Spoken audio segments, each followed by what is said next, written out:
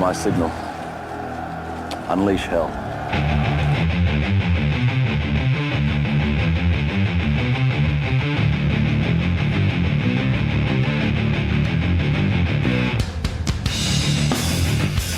Are you dating her friends?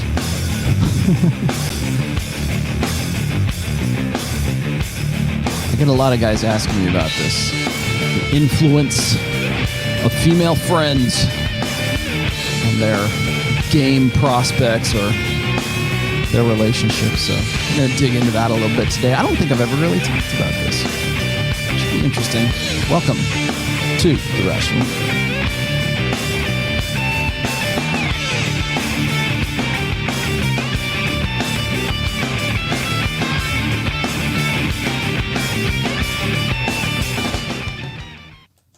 There we go. Yeah. So today we're going to talk about the influence of female friends, and I've had at least 2 emails about this in I think the month of March even. Had some guys asking me about if I could do a show sort of outlining why it is that when you are dating, when you are even when you are just talking or texting a prospective woman, as you know, part of your plates, let's just say, that in today's age, in the social media age today, it's not just about dating that one girl. It's dating all of her friends. It's dating her mom. It's dating her sister. It's dating any female that is sort of in her sphere of influence, I guess. I guess it would be called a sphere of influence. But I've mentioned this on several occasions about the sisterhood uberalis. And usually when I'm talking about the sisterhood uberalis, which means the sisterhood above all else, I refer to it in terms of sociopolitical terminology or sociopolitical power. Usually it's, the sisterhood only looks out for itself, right? It only looks out for the feminine imperative. And that's I think from a meta scale, from a much larger scale. So today I want to kind of dig into the personal scale and what exactly influences women on sort of a day-to-day basis. As well as, if you're trying to get with a girl, or let's just say you are dating, or you found some girl that you like. You met a girl in a club. The first thing most women will do, of course, is go look at your Instagram to see if you're cool enough. Now, what they're going to do is bounce the idea of being with you or getting with you off of her girlfriends, unless there is unless she is 100% certain she's going to get with you, no matter what her friends say. For the most part, most women rely on what's called social proof, which we've talked about a bazillion times in game terminology anyways.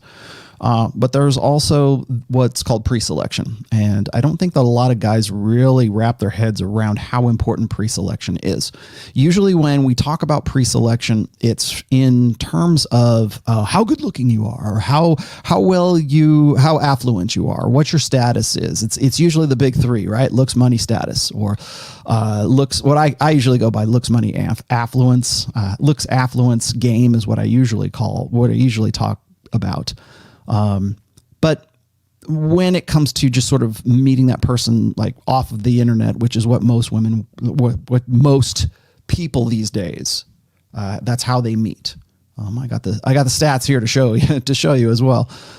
Today, well, actually I shouldn't say that. Yeah, really since 2000, maybe 2005, the incidence of men and women meeting and sort of hooking up or getting together, either as a couple or just for casual sex, online has skyrocketed. In fact, all other methodologies that men and heterosexual couples, or really homosexual couples too, I guess, all of those means are on the decline or have just dropped off precipitously since the age of social media. So we can say, well, that's Tinder or that's Hinge or Bumble or that's whatever it is. I don't care what, Instagram, of course. I talk about this all the time with Myron on the Fresh Fit podcast, where we're talking about how Instagram is the number one way, sort of women check you out. It's the same way that your employer checks you out. They'll go on your socials and they'll start looking to see if you're cool enough to work for them, or if you're going to be a good hire, right? You're going to be a good fit. It's kind of like the same thing. So the difference in this is that for the most part, because of the importance of pre-selection, because of the importance of social proof for women, I think that the dynamic when it comes to social media and checking you out, like sort of pre-screening you with her girlfriends, takes on a lot more importance in this age than it used to. Now, that's not to say that it hasn't in the past. So we have to sort of rewind the tape here a little bit. Let's go all the way back to ancient times, right? I talk about this all the time, how human beings sort of evolved in tribes. Let's just say we're tribalistic. You're not going to take us out of the tribe. And for women, that's even more important because women are the vulnerable sex, and so therefore they need the sisterhood to sort of safety in numbers, right? They need the sisterhood for security. And that's why I keep saying that, to be female is to be within your own tribe. That constitutes a tribe, the tribe of femaleness. Now, in the past, and according to women's mating strategies, it is of utmost importance that a woman selects, or has been, at least in our ancestral past, selects a guy that is a good choice, is a good mate choice. Now, of course, there's two sides to that. There's alpha seed and beta need. The guy's got to be a hot guy who looks, the sexy sons theory side of things. There's got to be there's got to be biological benefits, genetic benefits, and there's got to be long-term security benefits. That's alpha seed, beta need in a nutshell, in the most evolutionary sense. So the problem with that is that women have a very tough time determining honest cues. And as a result, they rely on their sisters or their mothers or their family or females within that collective tribe. Whether it doesn't matter that they're even part of their genetic line, even. It could just be their best friends. It could just be the mean girls in high school. It can be the girls that they have as their BFFs for forever or whatever. I don't know. The sisterhood is always invested, let's just say, in the consolidation and the optimization of hypergamy. And now, granted, I'm not going to sit here and say that there isn't like self-interest involved in that as well. There is, but again, when it comes to selecting a guy, women will defer to the herd. They will defer to their girlfriends. I can remember back in 2003, 2004, 2005, somewhere around there, when the game was kind of like at its height. Right, the PUA community was just sort of taking off. There wasn't even really anything called red pill, and then of course all these guys complained about cock blocking. Right, there was always the fat friend. There was always the joke was you got to jump on the grenade for the team kind of thing, and so that pre-selection process has always been there.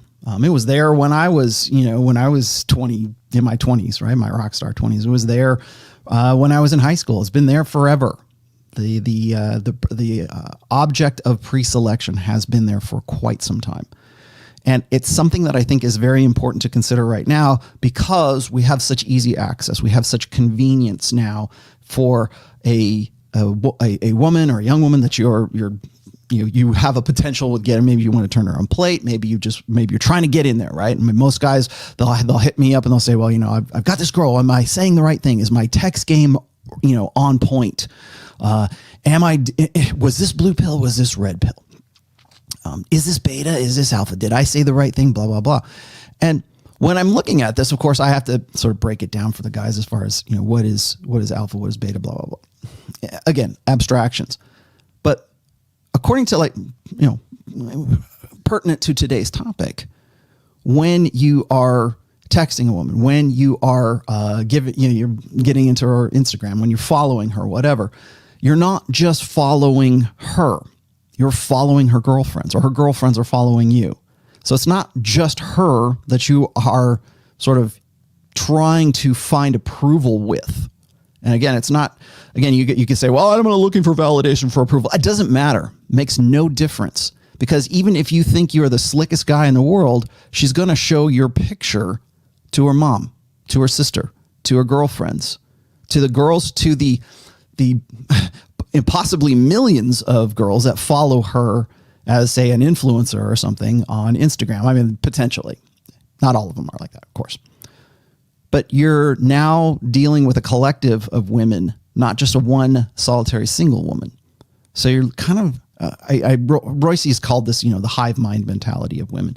And I think that in certainly going forward into the next century here, or the next decade here, guys are going to have their work cut out for them, because it's not just the one woman that they are looking at. They are the cock blocking is potentially infinite, if you think about it from a social media extent of things. So you have to remember that when it comes to pre-selection, why is it that so important for women? Well, remember in our ancestral past, if a woman made a bad reproductive choice, that was potentially a death sentence for her. So there have been a lot of mythology that has kind of been attached to, like, say, female intuition. When women come into sociopolitical power, the first thing they want to do is condition men, at least socially or legislatively, mandate that men display honest cues. So if a man, and there are certain laws on books in different countries about this, that if a man misrepresents himself as one thing and the woman has sex with him, and then the next morning finds out that he wasn't actually a lawyer, he's actually a barista or a sandwich artist or whatever, that constitutes, that negates consent, which I think is kind of ironic, since it's supposed to be about love and desire and everything else, right? But really what it is, it's about the beta buck side of things. It's about the exchange. It's about, well, I wouldn't have had sex with him had I known he was a barista. I would not have had sex with him had I known he worked for Subway. And so in some ways it's almost exposes the game, but at this point, because we are in an age of open hypergamy, women are comfortable with that. They don't care. They don't care that they would not have given consent had they known that the guy was of a different profession, let's just say, the night before, and then finds out that he's actually, sort of this penniless, wage earner. So it's not about the love. It's not about that. It's really about what she thought her prospects were. And in no other country, in no other country worse is it in India right now, because that is, if you know anything about the consent laws and the situation that's going on there, that would. Yeah. So getting back to this, the idea is that the reason why that's so imperative for women is because it removes a degree of control. It removes control over the reproductive process. It removes control over women's sexual selectivity. It's very important for women to be able to sexually select men during a certain window of their peak sexuality, their peak agency. Like I keep talking to you guys about, like, how women between the ages of 21 and about 24 are at their sexual market value peak years. Well, that's very important, because I think that a lot of women understand, sort of in a global sense, in a meta sense, that their window of opportunity is very short. So to determine honest cues, if you can mandate that legally, they're going to mandate it. If they can socially condition guys to say, you've got to be 100% honest, and if you're not 100% honest, then that's not consent. And so we can socially condition guys.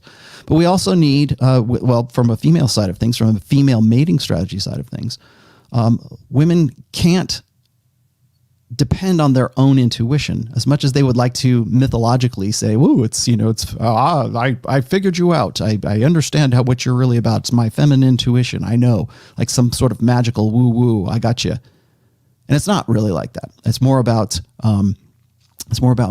looking for those signs and hoping that those are hoping that the interpretation is what she thinks that they are.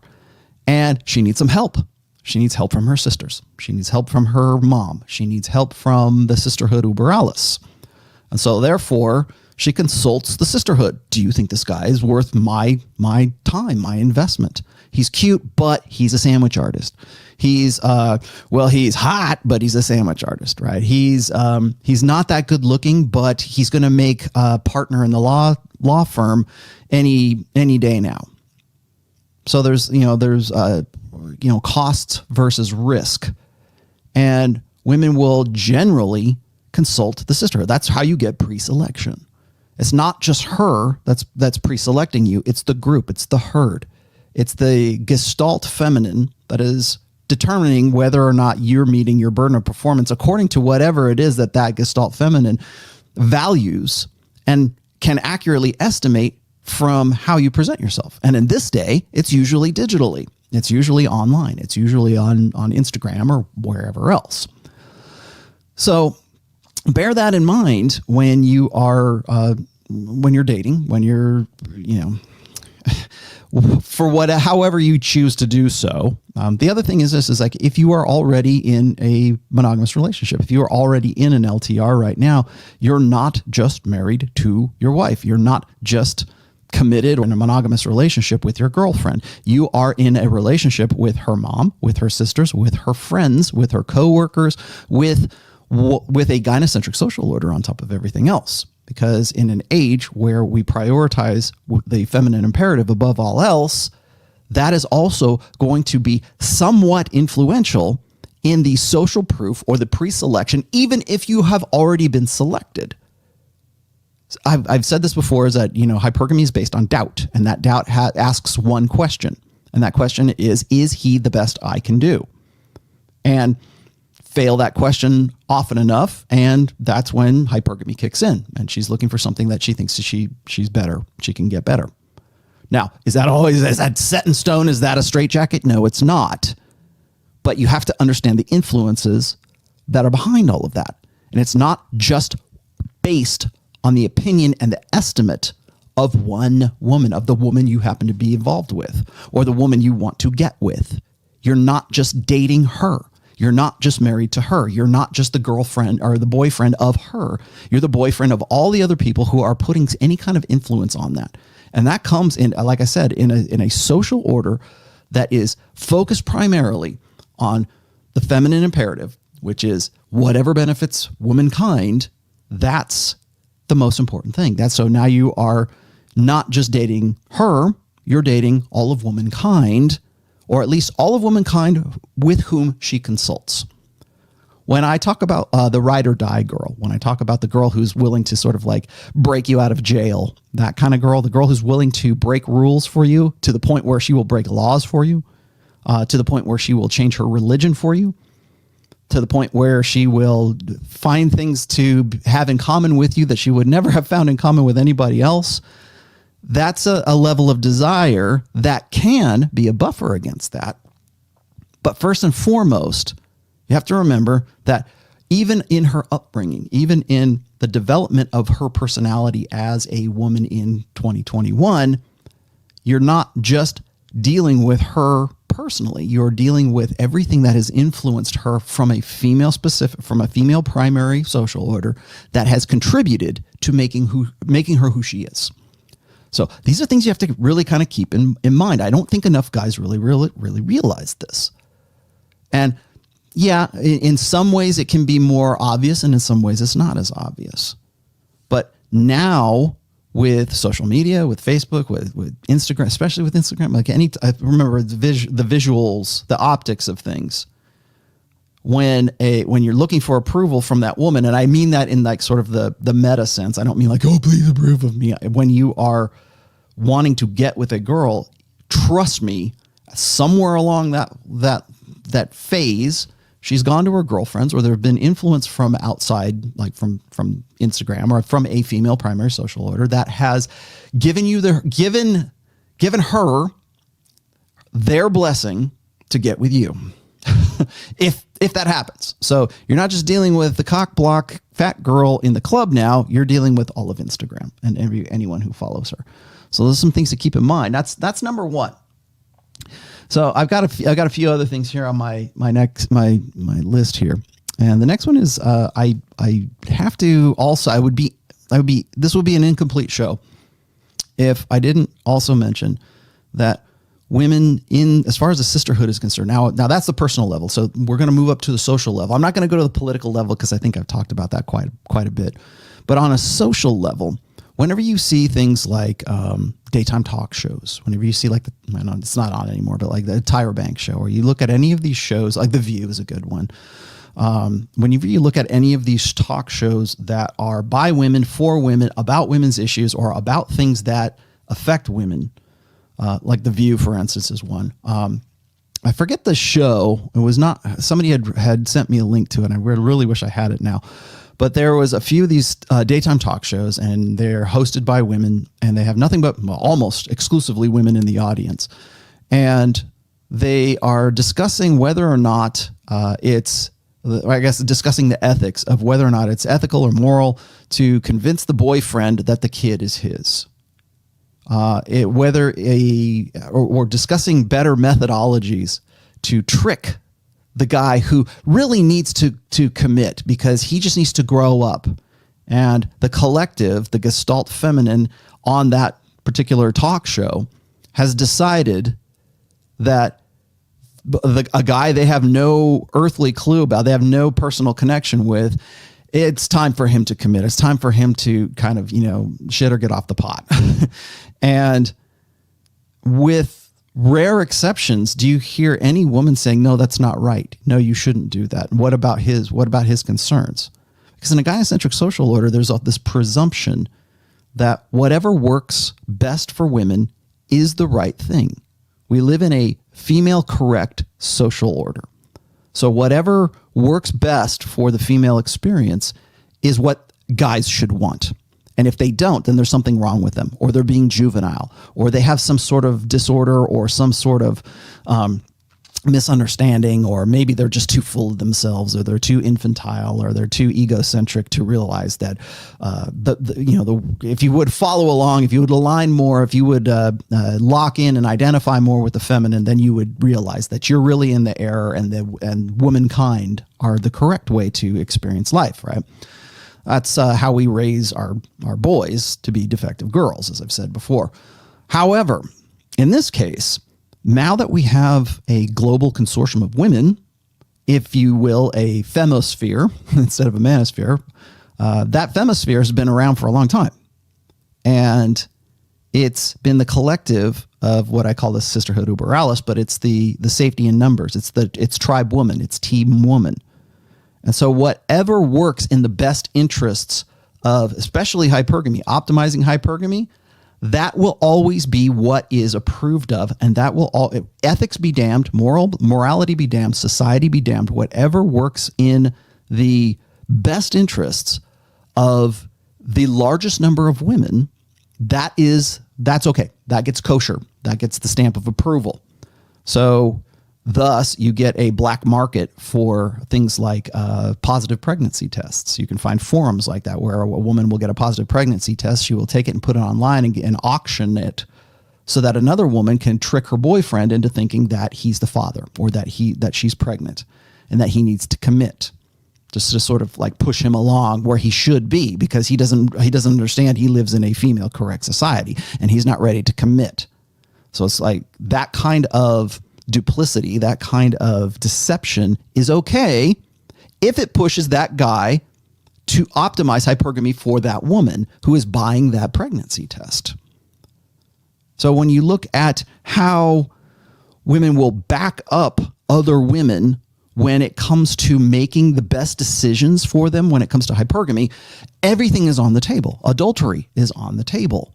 Cuckoldry is on the table. In fact, there have been several, there's lots of forums that are dedicated to this, but I've seen also daytime female women's talk shows about whether or not it's okay to lie about the baby being one guy's, being the beta Bucks guy's, and in fact, it's the alpha guy that she had sex with in the foam cannon party in Cancun. Right? That it gets to, they want to blur the line. Like I'm not saying all women are like that, but I'm just saying that it becomes normalized that it's okay. So it's okay if that woman gets with the guy and has his baby, can't lock down the alpha, but it's okay for her to say, well, now you're a superhero, Mr. Beta in waiting, or Mr. Good Dad, because you're going to help me optimize my hypergamy, which is alpha seed and beta need. And if a woman can't get it in the same guy, then it should be okay to get it in two different guys. And in a gynocentric social order, we normalize that as being all right. In the past, in a patriarchal social order, that might get you killed. That might get you banished from the tribe, at the very least.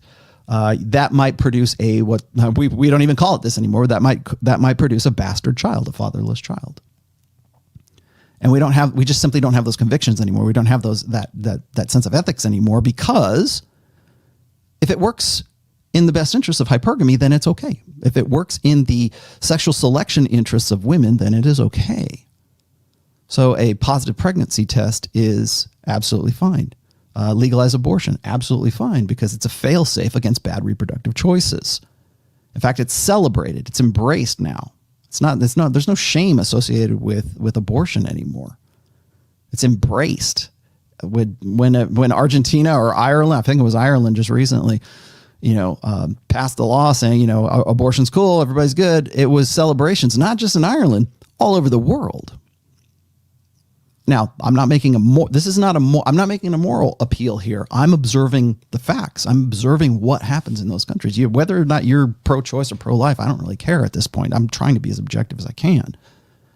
But that's how it goes.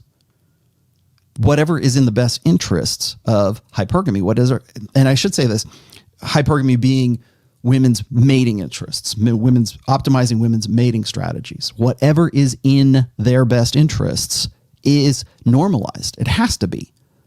If you're going to maintain that power, if you're going to maintain that agency as long as possible, then there has to be some sort of social initiatives or social conventions that reinforce that maintain that. So while men are holding themselves to this sort of honorable, ethical, moralistic kind of codes that make them, this is what makes us men, right? In a gynocentric social order, all bets are off. It's nice that you think that. I'm not an ethical, not a moral. I'm not flaming you. I'm not running the flagpole. I'm not saying it's not even a bad idea. It's just that this is the reality of the situation that we're in today right now. So when we look at, the sisterhood uber alles, they will consistently lie for each other. They will lie to cover the adultery. They will lie to cover the cuckoldry of their girlfriends and think nothing of it if they still believe in the idea that, well, I'm doing this because that's in the best interests of my girlfriend. Well, it's not so much it's the best interests of her, it's in the best interests of womankind, the sisterhood uber alles. So women will readily lie for their girlfriends if they think that it's going to result in a baby being born that consolidates on hypergamy. The best genetics and the best provision, the best long-term security. And what he doesn't know doesn't hurt him. And if you think that I'm lying about this, and if you think that if you're upset with this, well, then you can take that up with the legislature that says that men are not entitled to DNA tests after birth. Why is that not standardized? How is it that we are going to expect a man to pay for at least 18 years of child support and everything else if they don't even know that the child is theirs? Well, in a gynocentric social order, it doesn't matter. You don't have to be the biological father. In fact, if what you don't know shouldn't hurt you. It's all about what's in the best interest of the child. And of course, that means whatever's in the best interest of the woman who is having the child. That's why you are excluded from any kind of, as a man, that is why you're excluded from any conversation about abortion. And guys will embrace that. They'll laugh about that. They'll proudly wave that flag. You don't have a uterus, so you don't count. No, I am half of the genetic equation of the human race. I believe I should have it. And then also my money is involved in it, either directly or indirectly, for a control over reproductive rights. What about men's reproductive rights? There is no push for men's reproductive rights. And again, I'm not an MRA. I'm just, pointing, I just work here, man. I'm just pointing this out. So when it comes to the sisterhood uber alles, whatever optimizes the feminine imperative, and by the feminine imperative, in case you're wondering what I mean when I'm talking about the feminine imperative, it is whatever works in the best interest of women, whether that's legislatively, personally, reproductively, whatever focuses on, suffragettes, feminism, gynocentrism, whatever, all of that works in one direction. Whatever is the feminine imperative, whatever makes the female experience the preeminent one on planet Earth. And so when we're talking about optimizing the mating strategies of women are going to default to that communitarianism. As I said before, women tend to be more communitarian. They tend to be more egalitarian. They tend to be more focused on a collective. For men, it tends to be more merit-based because we're more interested in performance. Women have to rely on one another for security and for nurturement and for raising the children and protecting the children and everything. Long-term security plays more, I don't want to say a more important role, but certainly, I would say actually it does. It plays a more important role for women across a lifespan than does, say, the alpha seed side of hypergamy, because that alpha seed side only lasts for so long. She can only optimize that. The window is only open for so long. Yet another reason why it's imperative for the sisterhood to be able to give its collective advice to one woman to see whether you or whoever is an appropriate mate choice. And if that guy isn't doing what he should be doing according to the gynocentric social order, then we've got to find ways, no matter how unethical, as a female collective, no matter how unethical, to get that guy to fall in line with the female experience, but also with the feminine imperative. And that might be having sex and getting impregnated and breeding with the alpha, and then finding a suitable guy who's a better long-term, better beta buck side of hypergamy guy to have him foot the bill for the rest of it. And the more security, the more insurance that's involved in that, the better. So those are a few things to think about when it comes to the influence of women's friends. That's why I called the title of this this episode is All Her Friends. So it's not just social proof and pre-selection is not just about her girlfriends in the club who are saying, yeah, go home with them, girl, or her, that used to be what the PUAs used to call it, anti-slut defense, right? It's like the girl who didn't want to go home with you because she was afraid of what her girlfriends would think. Yeah, I'm sure that played a factor. I doubt it was, depending on what her genuine interest and her real, genuine desire and how you sort of figure into the desirability amongst her friends, that might play a factor into it as well. So if she might, her friends be damned, she's going to go do what she's going to do. But there has to be a level of desire that is already pre-existent before you even get to that point. But even if that's the case, it doesn't negate the fact that her girlfriends are going to go, oh man, I would love to get with him. You want to know why dread works, even in a relationship or when you're forming a relationship with a woman, is because her friends approve. Her friends say, man, or a third party, doesn't even have to be her friends. It could just be women who she doesn't even know. Third party affirmation. Some girl the example I always use is the waitress at the bar, right? Or the waitress at the restaurant who kind of casually flirts with you, and you're not trying to flirt back, but she's flirting with you because in front of your girlfriend because she thinks you're cute. She thinks you're high value enough to get with, even despite the intra-sexual competition she might have to deal with. Dread works because of social proof. Dread works because it puts you into a state of a higher sexual market value than that woman, even if it's just perceptually. It doesn't necessarily have to be the reality of it. It just has to be the perception of it. But that perception doesn't work unless there is pre-selection and unless there is a social proof.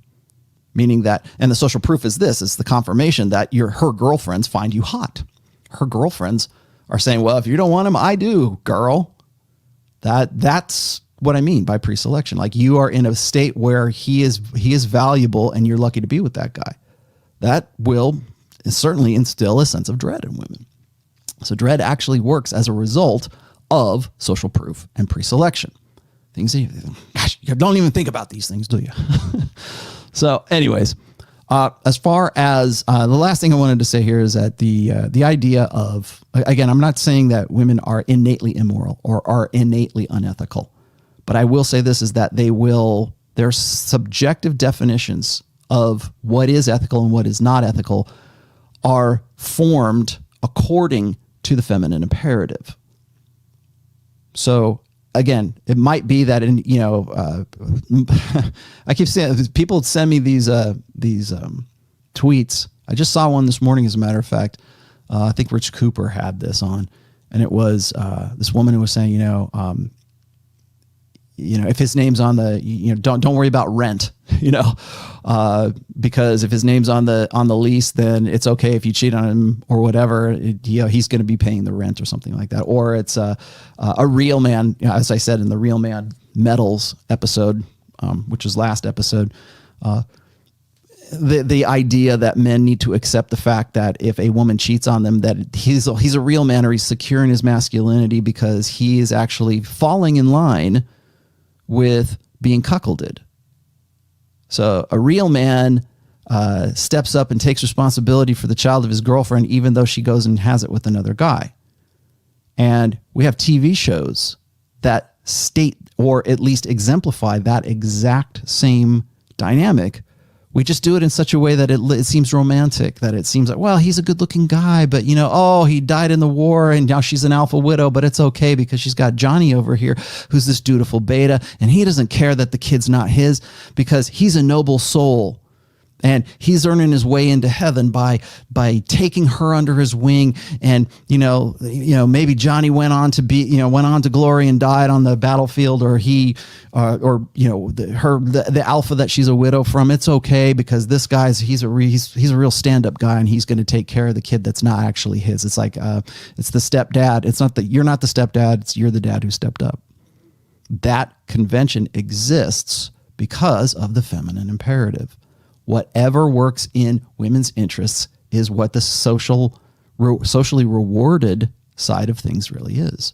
And women understand that. When I talk about open hypergamy, for example, when I talk about how women have embraced this, we've embraced this not just on a personal level, but on a societal level. So we can make commercials about it. We can laugh about it.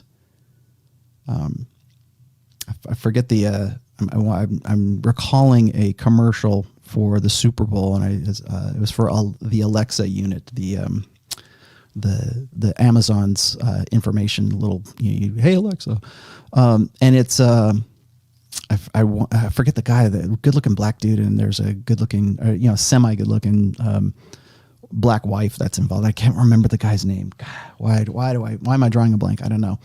Anyways, I watched this commercial. You have to know what I'm talking about. And it was around the Super Bowl time, and it's of course the Alexa takes the form of this really good looking. He's a black athlete. Is it Michael B. Jordan? I think that's who it is. And she has a dutiful husband, and he's just sort of there. Hey, why do you keep talking to this thing? And it's taking the persona of Michael B. Jordan, and that's embracing of open hypergamy. Now, I see this as a result of having written about it really since 2011 or 2012. But we look at it, we laugh at it, and it's humorous, and it makes for a really entertaining commercial. But what is the message? The underlying message underneath that is that it doesn't matter that she's pining for the hot alpha that she wants to really have sex with.